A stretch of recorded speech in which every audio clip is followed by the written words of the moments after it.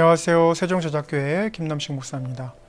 요한복음 강해 오늘도 계속 해보겠습니다. 오늘 본문 말씀은 요한복음 7장 37절에서 52절까지 함께 살펴보도록 하겠습니다. 요한복음 7장 37절에서 52절 말씀입니다. 함께 말씀을 읽도록 하겠습니다. 명절 끝날 곧 큰 날에 예수께서 서서 외쳐 이르시되 누구든지 목마르거든 내게로 와서 마시라. 나를 믿는 자는 성경의 이름과 같이 그 배에서 생수의 강이 흘러나오리라 하시니 이는 그를 믿는 자들이 받을 성령을 가리켜 말씀하신 것이라. 예수께서 아직 영광을 받지 않으셨으므로 성령이 아직 그들에게 계시지 아니하시더라. 이 말씀을 들은 무리 중에서 어떤 사람은 이 사람이 참으로 그 선지자라 하며 어떤 사람은 그리스도라 하며 어떤 이들은 그리스도가 어찌 갈릴리에서 나오겠느냐. 성경에 이르시기를 그리스도는 다윗의 씨로 또 다윗이 살던 마을 베들레헴에서 나오리라 하지 아니하였느냐 하며 예수로 말미암아 무리 중에서 쟁론이 되니 그 중에 그를 잡고자 하는 자들도 있으나 손을 대는 자가 없었더라. 아랫사람들이 대제사장들과 바리새인들에게로 오니 그들이 묻되 어찌하여 잡아오지 아니하였느냐. 아랫사람들이 대답하되 그 사람이 말하는 것처럼 말한 사람은 이때까지 없었나이다 하니 바리새인들이 대답하되 너희도 미혹되었느냐.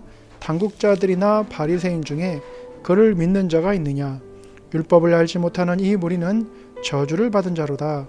그 중에 한 사람 곧 전에 예수께 왔던 니고데모가 그들에게 말하되 우리의 율법은 사람의 말을 듣고 그 행한 것을 알기 전에 심판하느냐.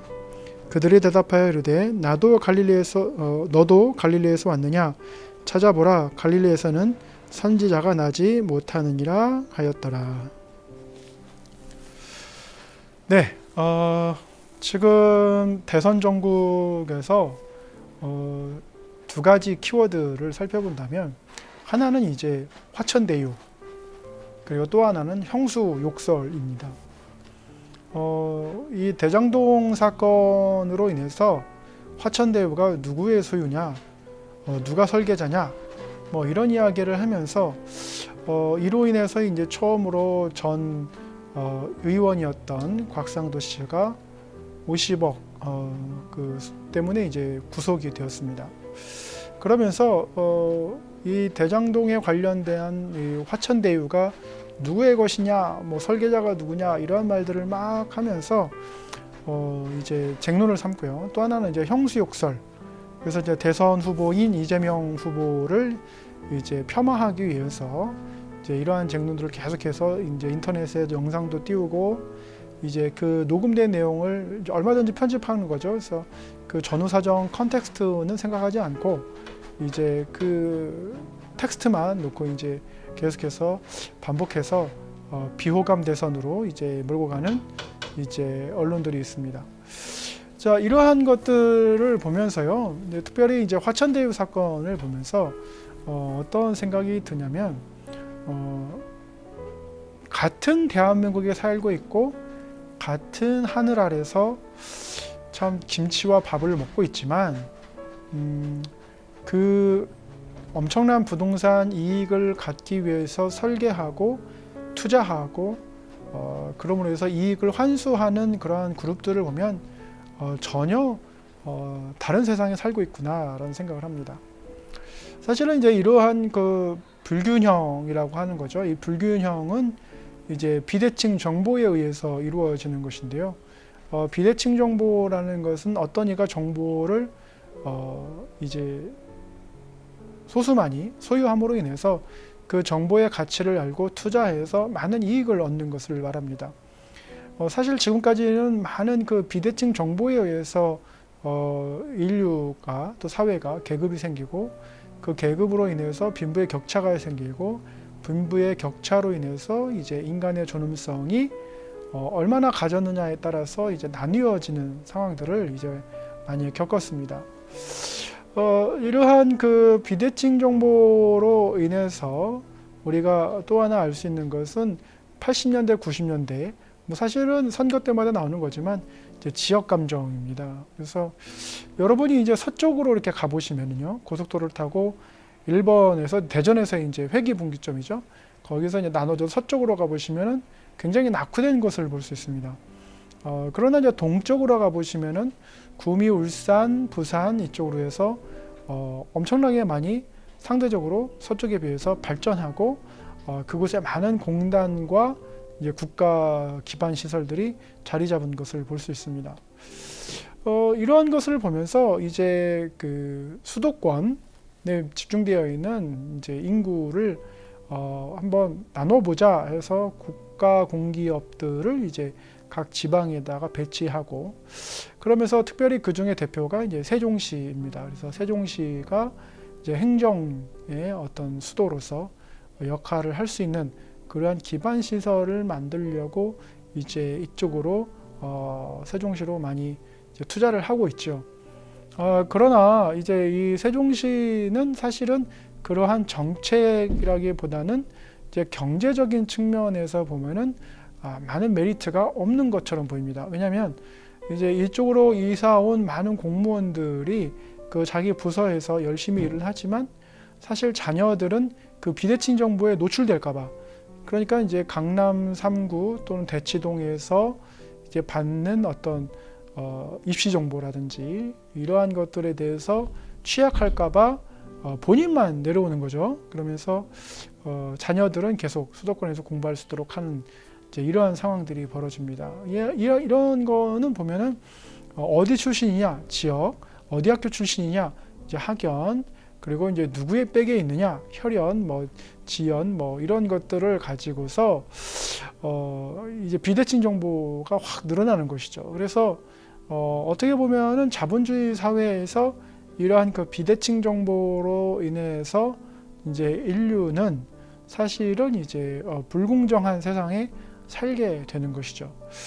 오늘 본문 말씀에 보면은요, 예수님께서 이제 제자들과 함께 갈릴리에서부터 예루살렘 쪽으로 이제 계속해서 전도하시고 말씀을 전파하시며 다니시는데, 사도 요한은 예수님이 처한 상황을 오늘 요한복음 7장 37절에서 52절의 상황에서 얼마만큼 이 이스라엘이 비대칭 정보로 인한 계급화가 이루어졌고, 그리고 지역에 대한 폄하, 그리고 인간에 대한 폄하가 얼마나 심했는지를 사도 요한은 우리에게 말해주고 있습니다.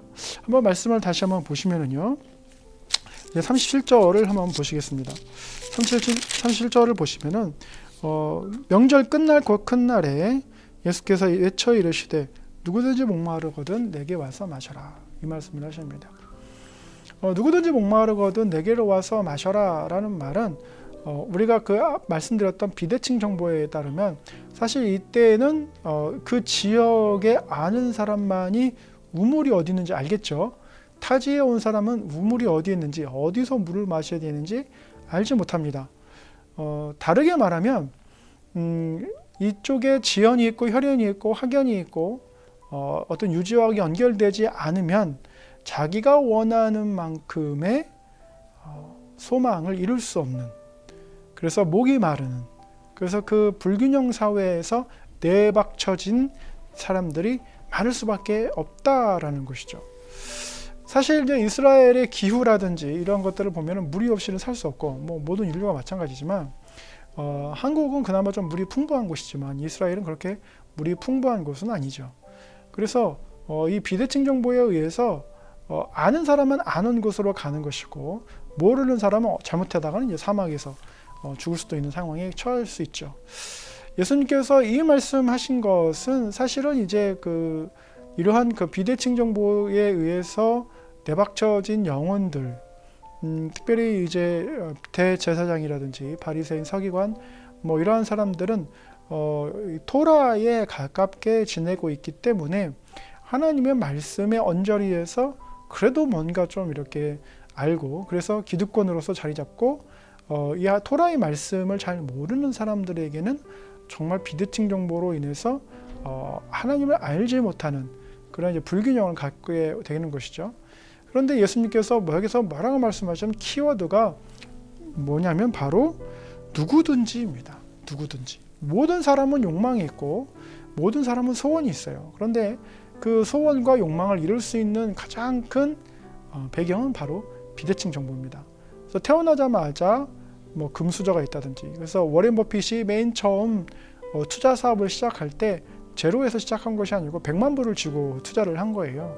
그러니까 이미 이제 그 기반 시설이 되어 있는 상황에서 출발을 한 거죠. 하지만 오늘날 21세기의 대한민국 청년의 삶에서는 이제 제로로 시작한다고 했을 때는 100만 불을 들고 뛰는 사람하고는 전혀 이제 공평하지가 않게 출발을 하는 것이죠. 근데 예수님께서 여기서 뭐라고 말씀하시냐면 누구든지예요. 이제 헬라어로 보면 이제 판타타에스네라는 말인데, 이 판타타에스네는 사실은 모든 민족이라는 말입니다. 그래서 마태복음 28장 19절로 20절에 예수님께서 이제 제자들에게 명령하실 때 모든 민족에게 가서 뭐 이 말씀하실 때, 모든 나라에게 가서 이 말씀하실 때 이제 이 판타타에스네라는 말을 쓰는데, 이 누구든지라는 말은 사실은 유대인도 포함되어 있습니다. 근데 유대인에 포함되어 있는데 그 유대인 중에 어떤 사람? 비대칭 정보에 노출된 사람. 그래서 예수님이 아니면 인생 역전이 어려운 사람. 그리고 여기 누구든지에 포함되는 사람은 누구냐면 바로 이방인입니다. 그러니까 유대인만이 아니라 이방인까지 포함되어 있다라는 것이 이제 충격적인 것이죠. 그러나 이 사도 요한이 이것을 말해주기 전까지는 유대인은 하나님이라는 존재, 야훼라는 존재, 여호와라는 존재는 오직 유대인만을 위한 것이지 이방인을 위해서 존재하는 그런 하나님이 아니었다라는 것이죠. 그런데 예수님께서는 지금 누구든지라는 말씀을 하시면서 굉장히 그 이스라엘 사회의 비대칭 정보로 인한 그 불균형, 사회의 계층 간의 갈등, 수익적인 그러한 구조에 이제 충격을 주는 것이죠. 이러한 충격파를 주는데요. 이 이스라엘 백성들이 어떻게 이제 말씀을 하냐면 이 성령을 받는 것을 말을 하는 겁니다. 이스라엘 백성들에게 하나님께서 성령을 예수 그리스도를 통해서 주심으로 모든 이가 이제 그 비대칭 정보에서 노출되는 것이 아니라 모두가 동일하게 하나님이 창조하시고자 한 아담의 그 지위를 회복하는 것을 이제 말씀을 하시는 건데, 이 말씀을 들은 무리 중에서 어떻게 반응을 하냐면 이 사람이 참으로 선지자다 이렇게 말하는 사람이 있습니다. 그러니까 여기서 선지자라는 것은 단순히 영적인 의미, 신앙적인 의미보다 이스라엘에게는 정치적인 의미도 같이 되어 있습니다. 왜냐하면 우리가 보통 이제 선지자라 하면은 제일 먼저 사무엘 선지자를 생각을 합니다. 그리고 이제 그 이전에 간다면 이제 모세도 생각이 나겠죠. 그러면 대부분의 선지자는 정치적인 의미와 이제 제사장적인 의미가 복합되어 있기 때문에 재정일치 사회에서 이 선지자는 굉장히 정치적인 의미가 이제 깔려 있는 것이죠. 이런 정치적인 의미가 깔려 있다라는 것은 이스라엘 백성이 단순히 그냥 오늘날처럼 어느 교회 목사님 말씀 듣고 그냥 참 좋은 말씀이다 이게 아니라 어느 영적인 지도자의 말을 듣고 국가의 운명이 좌지우지되는, 그러니까 이 대선 정국에서 굉장히 큰 영향력을 끼치는 것이죠. 그래서 이제 모 대선 후보에게서 이제 뭐 무속의 기운이 자꾸 느껴지고, 예전에 그 박근혜 대통령 탄핵당했을 때의 어떤 그 최순실과 관련된 미르에 관련돼서 또 그러한 그 어두운 기운이 자꾸 겹쳐지는 것들을 이제 국민들이 보고 있습니다. 그러니까 이러한 그 잘못된 영적인 지도자 또는 그러한 사람들을 만나게 되면은 이것이 그냥 단순히 개인사로 끝나는 것이 아니라 국가의 행정과 미래까지도 영향을 줄 수 있다. 그런데 터무니없게도 그런 무속신앙이라든지 민간신앙에 의지했다. 이것은 이제 사실 상식적으로는 납득하기 어렵죠. 근데 이스라엘은 하나님의 선지자라고 한다면은 굉장히 납득이 가는 일이고, 이미 이제 모세와 사무엘 선지자의 역사성이 있기 때문에 굉장히 신뢰하는 바죠. 그래서 예수님을 선지자라고 칭하는 것 자체가 대제사장과 서기관과 바리새인들, 나아가서는 로마에게까지도 이 이스라엘의 어떤 독립이라든지 나라의 미래라든지 이런 것들을 결정할 수 있는 그런 잠재력이 있는 사람이라는 것을 생각할 수 있기 때문에 굉장히 위협적이죠. 기득권에게는 위협적입니다. 그래서 이번 대선 전국 때 보면 제가 아까 말씀드렸듯이 두 가지 키워드가 있는데 개혁이냐 아니면 기득권이냐 뭐 이런 것들을 가지고 이제 다툼을 하는 겁니다. 기득권을 가진 사람들은 절대 이 기득권을 빼앗길 수 없고 또 이 기득권을 가진 사람들이 보는 그러한 가지고 있는 사람들의 어떤 화천대유와 같은 이러한 그 사건들을 보면서 뭐 50억, 몇십억 뭐 이렇게 일반 서민들은 꿈도 꾸지 못하는 액수를 이제 퇴직금으로 받았다. 그것도 아들이 뭐 이런 얘기를 하니까 이제 납득할 수 없는 거죠. 그래서 이러한 그 상황들을 보면서 이스라엘 백성들에게 선지자가 새로이 나타났다라는 것은 개혁을 꿈꾸는 백성들에게 크나큰 이제 희망과 뭔가 자극이 되는 것이죠. 그래서 이 기득권 세력들이 이미 예수 그리스도에 대해서 이제 앙심을 품고 반드시 제거해야 되는 대상으로 떠오르게 됩니다. 이것을 이제 사도 요한이 적으면서 예수님께서 이러한 단순히 영적인 지도자뿐만 아니라 정치적인 갈등에도 이제 점점 휘말리고 있다라는 것을 보여줍니다. 그런데 그리스도는 어떤 사람들은 이제 그리스도라고까지도 얘기했는데 그 답을 뭐라고 하냐면 41절에 그리스도가 어찌 갈릴리에서 나오겠느냐 42절에 베들레헴에서 나오는 것이 아니냐 이렇게 얘기를 했습니다. 자, 이러한 대화를 보면은요, 우리는 이미 이제 교회를 오래 다니신 분들, 특별히 이제 주일학교부터 다니신 분들은 크리스마스 때 예수님께서 이제 베들레헴에서 태어나시는 것들을 봤기 때문에 당연히 예수님 베들레헴에서 태어나셨는데 왜 그걸 몰라? 이렇게 할 수도 있어요. 그런데 중요한 거는 그것이 아니라 지금 예수님을 처음 접하는 이스라엘 백성들은 이 예수 그리스도의 정체성에 대해서 추적을 하고 있는 거예요. 그 추적을 하고 있는데 어디까지 추적을 했느냐? 갈릴리까지만 추적한 거예요. 어떻게 태어나셨느냐에 대한 추적은 하지 못했어요. 그러면서 갈릴리에 대한 그 지역에 대한 혐오 발언을 하게 됩니다.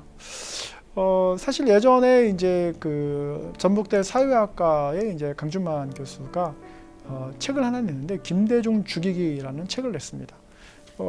사실은 이제 대선 정국 92년도 뭐 쪽으로 해서 최초의 문민정부 나올 때 또 그 이전에도 그렇지만 뭐 김대중 죽이기를 실제로 많은 정치권에서 했고 뭐 감옥에도 갇혀보고 또 박정희 정권 때는 이제 암살도 해보려고 하고 했는데 그렇게 잘 되지 못했죠. 그리고 나서 이 강준만 교수가 또 무엇을 썼냐면 전라도 죽이기라는 말을 썼습니다. 이러한 책들을 쓰면서 이 지역에 대한 이제 폄하, 지역에 대한 혐오를 이제 조장을 하면서 지역 감정을 이제 총선이라든지 대선에 많이 사용을 했습니다.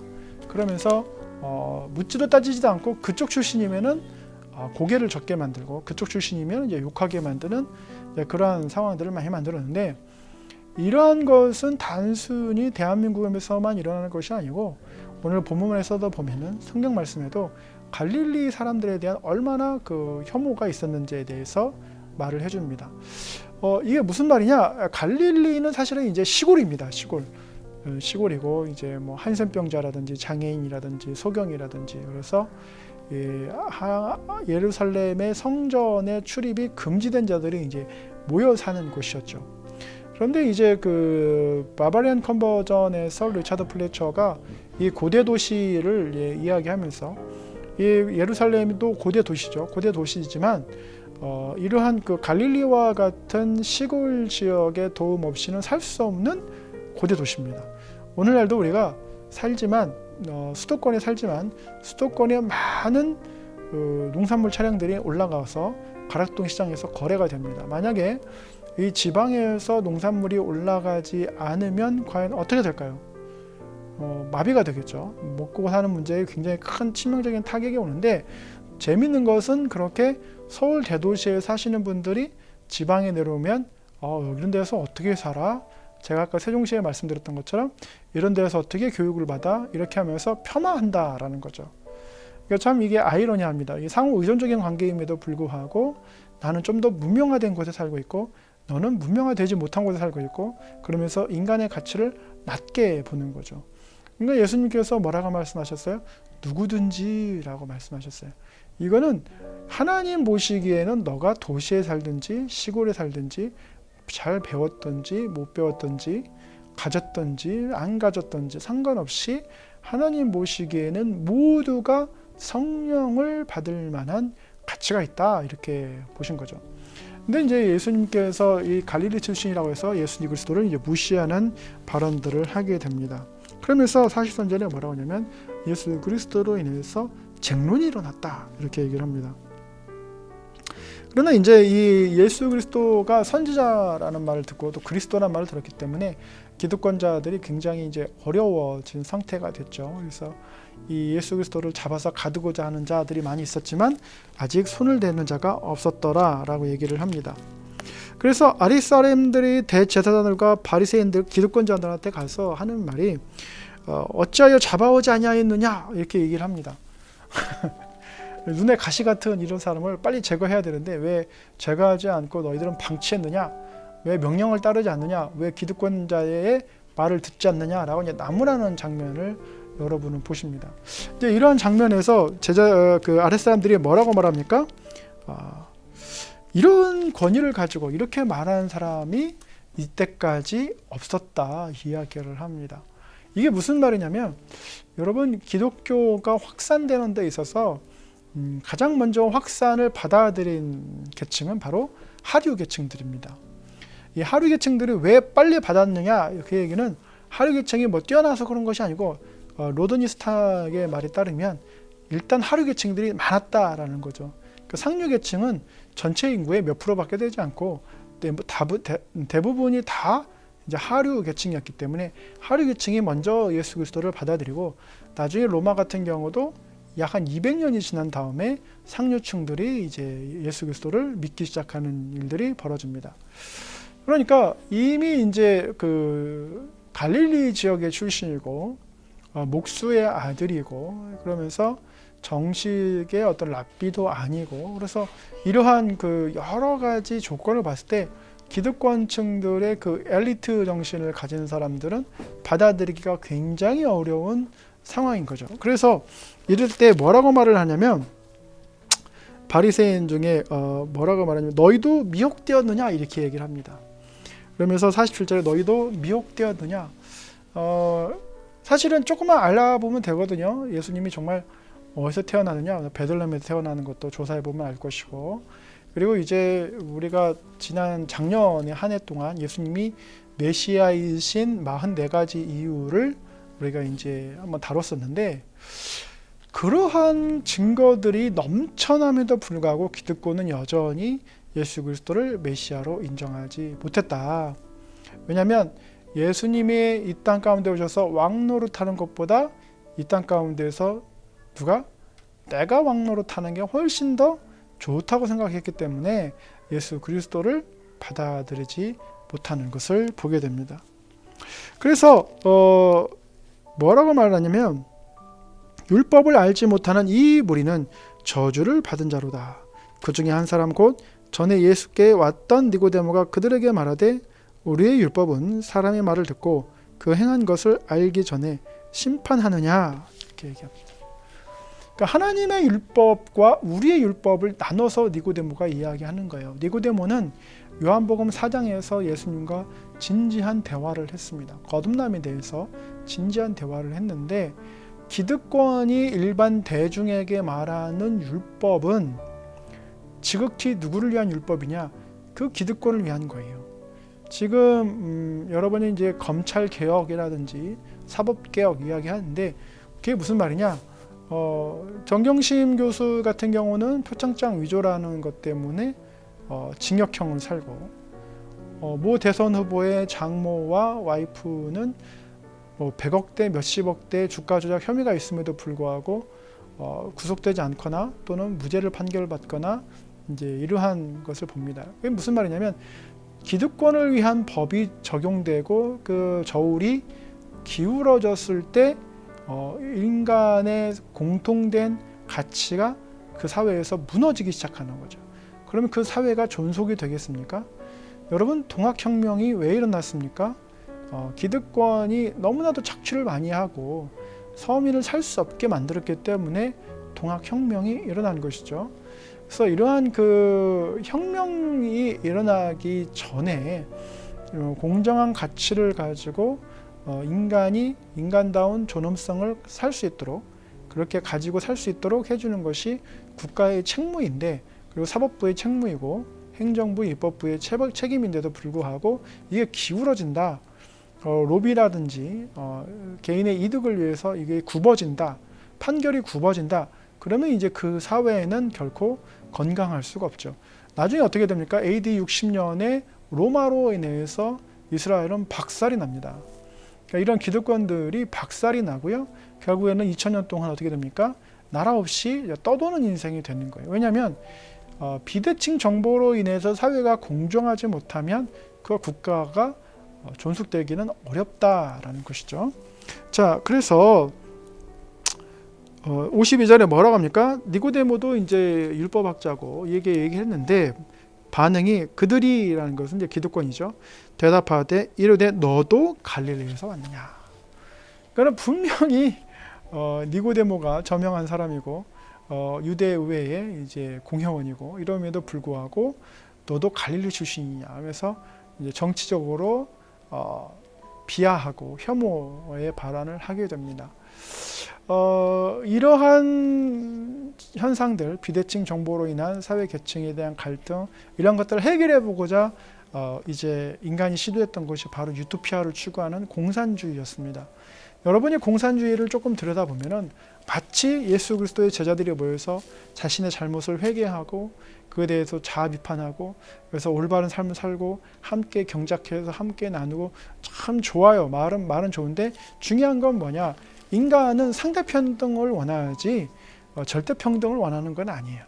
일한 자나 일하지 않는 자가 똑같이 밥 한 그릇을 먹는다? 그건 아닌 거예요.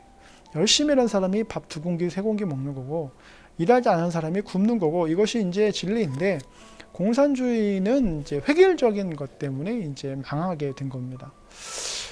자, 그래서 예수님께서는 그 누구든지 목마르거든 내게 와서 마셔라, 이 말은 이미 예수님께서 하신 말씀이 뭐냐면 이 죄된 세상에서 공정이라는 것보다는 불공정이 더 많다. 그래서 비대칭 정보가 더 많음으로 인해서 계급이 생길 수밖에 없고, 그러한 계급이 생기는 가장 큰 이유, 비대칭 정보가 생기는 가장 큰 이유를 뭡니까? 바로 죄에 대한 소원이죠. 죄 때문에 인간이 그렇게 이제 그 죄의 소원이 자라서 그 욕심이 자라서 장성해서 이제 사망에 이른다라고 말씀을 하십니다. 그런데 예수님께서 뭐라고 말씀하시냐면 누구든지 목마르거든, 이러한 그 불공정 사회로 인해서 상처받고 힘들고 지친 영혼이 있다면 예수께로 돌아오라, 이 말씀을 하시는 거예요. 양화대교로 올라가는 것이 아니고 마포대교로 올라가는 것이 아니고 연탄 번개탄 사가지고 가는 것이 아니고 예수님께로 오라, 이 말씀입니다. 예수님께로 오라, 이 말은 무슨 말이에요? 예수님께 기도하는 것을 말합니다. 자신의 그 상황을 예수님께 말하는 겁니다. 그래서 예수님께서 뭐라고 말씀하시냐면 야고보를 하나님 여호와의 사자가 만났을 때 이름을 물었을 때 뭐라고 했죠? 기묘라 무사라, 즉 Wonderful and Counselor라고 얘기하십니다. 그러니까 자신의 이 비대칭 사회에서 겪은 여러 가지 고통과 아픔과 상처를 누구에게 가지고 나오느냐?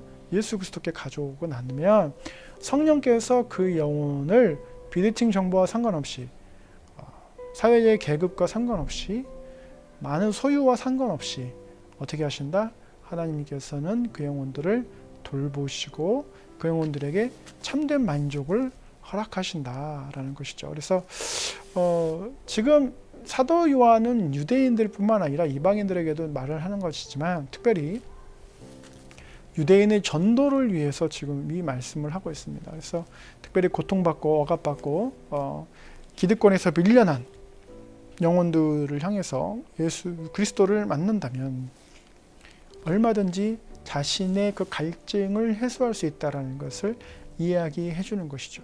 그래서 요한복음 4장에도 우물가의 여인에서도 이제 배에서 생수의 강이 넘쳐난다, 이 말씀을 하셨는데 다시 한번 이제 말씀해 주시는 것이죠. 그래서 여러분도 혹시 내가 정말 이루고자 하는 소원이 있고 이루고자 하는 내가 바람이 있는데 이루어지지 않고 학연지연 혈연이 없어서 계속해서 좌절하고 낭망하고 계시다면은 예수 그리스도께 자신의 마음을 아뢰고 그 마음을 위로받고 계속해서 자신의 목표를 향해서 달려갈 수 있는 그런 힘을 얻으시기를 예수님의 이름으로 축원합니다. 감사합니다.